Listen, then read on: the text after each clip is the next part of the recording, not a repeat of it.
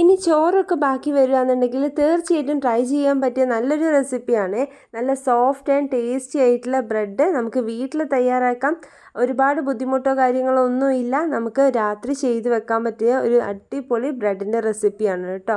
അപ്പോൾ നിങ്ങൾ തീർച്ചയായിട്ടും ഇതൊന്ന് ട്രൈ ചെയ്ത് നോക്കുക. നിങ്ങളുടെ ഫീഡ്ബാക്ക് നല്ലതാണെങ്കിലും മോശമാണെങ്കിലും കമൻ്റായിട്ട് അറിയിക്കുക. അപ്പോൾ ഇതിനായിട്ട് ഞാനിവിടെ 1/2 കപ്പ് ചോറാണ് എടുത്തിരിക്കുന്നത്. വെള്ളരിയുടെ ചോറാണ് എടുത്തിരിക്കുന്നത്. ഏതായാലും കുഴപ്പമില്ല. ഇതിനി നമുക്കൊന്ന് മിക്സിയിലിട്ട് ഒന്ന് അടിച്ചെടുക്കണം. അതിനായിട്ട് നമ്മുടെ മിക്സിയുടെ ജാറിലേക്ക് ഇട്ട് കൊടുത്തിട്ടുണ്ട്. ഇനി ഇതിലേക്ക് ഒഴിച്ചു കൊടുക്കുന്നത് പാലാണ്. 3/4 കപ്പ് പാലെടുത്തിട്ടുണ്ട്. അപ്പോൾ നമ്മൾ ഫ്രിഡ്ജിലൊക്കെ ഉള്ള പാലാണെങ്കിൽ കുറേ മുന്നേ തന്നെ പുറത്തെടുത്ത് വെച്ചിട്ട് അതിൻ്റെ തണുപ്പൊക്കെ ഒന്ന് പോയതിന് ശേഷം വേണം ഇതുപോലെ ചെയ്യാൻ വേണ്ടിയിട്ട്. അപ്പോൾ 3/4 കപ്പ് പാലെടുത്തിട്ടുണ്ട്. ഇതിനി ജാറിലേക്ക് ഒഴിച്ചു കൊടുക്കാം. ഇനി ഇതിലേക്ക് പഞ്ചസാരയാണ് ചേർത്ത് കൊടുക്കുന്നത്. ബ്രെഡ് എന്ന് പറയുമ്പോൾ ഒരല്പം മധുരം വേണം. അതിനായിട്ട് 2 ടേബിൾ സ്പൂൺ പഞ്ചസാര ചേർത്ത് കൊടുത്തിട്ടുണ്ട്. ഇനി ഇതിലേക്ക് ഇൻസ്റ്റൻറ്റ് ഈസ്റ്റ് ഇട്ട് കൊടുക്കാം. ഞാനിവിടെ 5 ഗ്രാം ഇൻസ്റ്റൻറ്റ് ഈസ്റ്റാണ് ഇട്ട് കൊടുക്കുന്നത്. ഈസ്റ്റൊക്കെ എടുക്കുന്ന സമയത്ത് പുതിയത് തന്നെ എടുക്കാൻ ശ്രദ്ധിക്കുക. നമ്മൾ മുമ്പേ ഉപയോഗിച്ചതിൻ്റെ ബാക്കിയൊക്കെ വെച്ചിരിക്കണ്ടല്ലോ, അതൊന്നും എടുക്കാതെ പുതിയത് തന്നെ എടുക്കുക കേട്ടോ. 5 ഗ്രാമാണ് ഇതിലേക്ക് ഇട്ട് കൊടുക്കുന്നത്. ഇതൊന്ന് സ്പൂൺ വെച്ച് മിക്സ് ചെയ്യുന്നുണ്ട്. എന്നിട്ട് മിക്സിയിലിട്ട് നന്നായിട്ടൊന്ന് അടിച്ചെടുക്കുക. ചോറൊക്കെ നന്നായിട്ടൊന്ന് അരയട്ടെ, അതിന് വേണ്ടിയിട്ട്. ഇനി നമുക്ക് ഒട്ടും വെള്ളമില്ലാത്ത ഒരു പാത്രത്തിലേക്ക് ഇത് ഒഴിച്ചു കൊടുക്കാം. ഇതിലേക്ക് ഇനി 2 കപ്പ് മൈദപ്പൊടി ഇട്ട് കൊടുക്കുന്നുണ്ട്. ഇതൊക്കെ ഒട്ടും തണുപ്പൊന്നും ഇല്ലാത്തത് വേണം എടുക്കാൻ വേണ്ടിയിട്ട്. അപ്പോൾ അതൊക്കെ ഒന്ന് ശ്രദ്ധിക്കുക.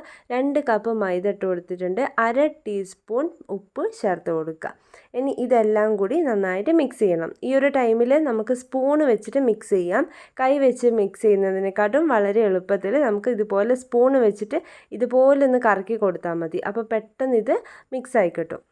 ഇതിന് നമുക്ക് മൂടി വെച്ചിട്ട് കുറഞ്ഞത് 1 മണിക്കൂറെങ്കിലും വെച്ചേക്കണം. നല്ല തണുപ്പുള്ള കാലാവസ്ഥയ്ക്കാണെങ്കിൽ ഒരു 1.5 മണിക്കൂറോളം വെച്ചിരുന്ന് കഴിഞ്ഞാൽ ഇത് ഡബിളായിട്ട് പൊന്തി വരും. ഏകദേശം ഇതുപോലെ ഇരിക്കും. നേരത്തെ ഉള്ളതിനെക്കാട്ടും ഡബിളായിട്ട് മാവ് പൊങ്ങി വന്നിട്ടുണ്ട്.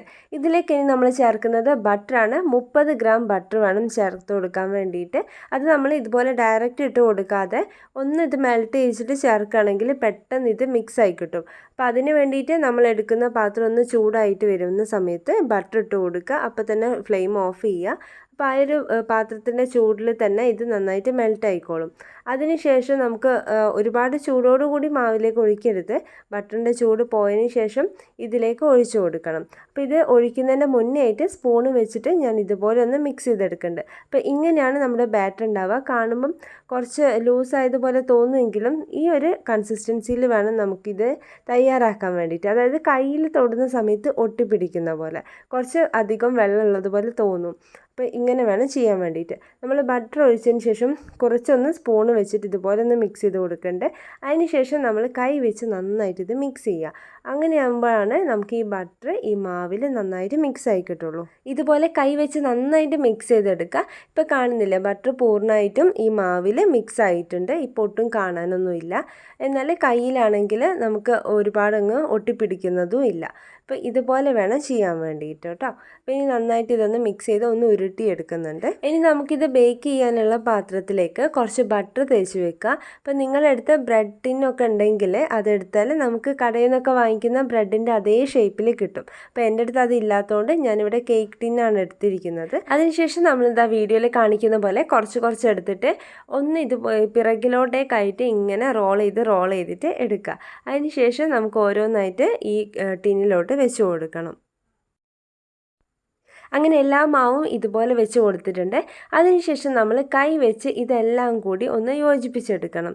ഇങ്ങനെ കൈ വെച്ച് പ്രസ് ചെയ്തിട്ട് എല്ലാ സൈഡിലും ഒരുപോലെ ആവുന്ന രീതിയിലാക്കിയതിന് ശേഷം ഇതൊന്ന് മൂടി വെച്ചിട്ട് വീണ്ടും 1 മണിക്കൂർ അല്ലെങ്കിൽ മിനിമം ഒരു അരമണിക്കൂറെങ്കിലും വെച്ചേക്കാം. ഈ ഒരു ടൈമിൽ നമുക്ക് ഓവൻ ഇല്ലാത്തവരാണെങ്കിൽ ഞാൻ ഈ കാണിച്ചിരിക്കുന്ന പോലെ ഒരു അത്യാവശ്യം നല്ല വലിയൊരു പാത്രം എടുക്കുക. അതിൽ ഒരു റിങ് വെച്ചിട്ട് അതിൻ്റെ മുകളിൽ ഒരു പ്ലേറ്റ് വെച്ചിട്ട് വീണ്ടും ഒരു വലിയൊരു മൂടി വെച്ചിട്ടൊന്ന് മൂടി വെക്കുക. ഈ ഒരു ടൈമിൽ നമുക്ക് ഹൈ ഫ്ലെയിമിൽ ഇട്ടിട്ട് പാത്രം ഒന്ന് ചൂടാക്കിയെടുക്കണം. സാധാരണഗതിയിൽ നമ്മൾ കേക്കൊക്കെ ഉണ്ടാക്കുകയെന്നുണ്ടെങ്കിൽ റിങ് മാത്രം നടുവിൽ വെച്ചാൽ മതി. പക്ഷേ ബ്രെഡ് ഉണ്ടാക്കുന്ന സമയത്ത് നടുവിലൊരു പ്ലേറ്റ് കൂടി വെക്കണം. ആ പ്ലേറ്റ് എന്തിനാണ് വെക്കുന്നതെന്നുള്ളത് നമ്മൾ വഴിയെ പറയാം. അപ്പോൾ ഇത് വെച്ചിട്ട് ഇതൊന്ന് ചൂടാകാനായിട്ട് വെക്കട്ടെ. ഏകദേശം അരമണിക്കൂറിന് ശേഷം ഞാൻ മൂടി തുറന്ന് നോക്കിയിട്ടുണ്ട്. അപ്പോൾ ഇതാ നമ്മുടെ മാവ് നേരത്തെ കണ്ടതിനെക്കാട്ടും കുറച്ചും കൂടി ഒന്ന് പൊന്തി വന്നിട്ടുണ്ട്.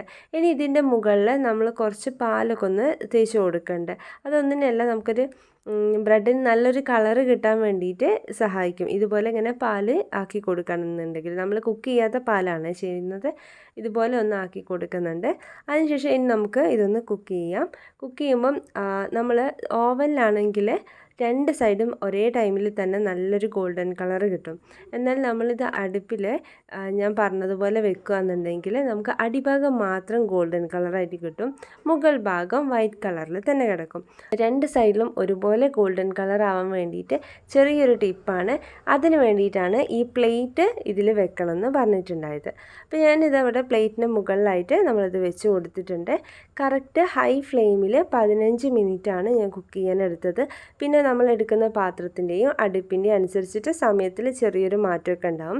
അപ്പോൾ അതൊക്കെ ഒന്ന് ശ്രദ്ധിക്കുക. അപ്പോൾ ഇതാ മുകൾ ഭാഗം നല്ല ഡ്രൈ ആയി വന്നിട്ടുണ്ട്. പക്ഷേ ഞാൻ നേരത്തെ പറഞ്ഞ പോലെ നല്ല വൈറ്റ് കളറിലാണ് നിൽക്കുന്നത്. അപ്പോൾ ഇതൊരു ഗോൾഡൻ കളറാക്കാൻ വേണ്ടിയിട്ട് ഞാൻ എന്ത് ചെയ്തെന്ന് വെച്ചാൽ ഇത് നേരെ ഇത് മറിച്ചിട്ടു. ആ പ്ലേറ്റിലോട്ട് വേണം മറിച്ചിടാൻ വേണ്ടിയിട്ട്.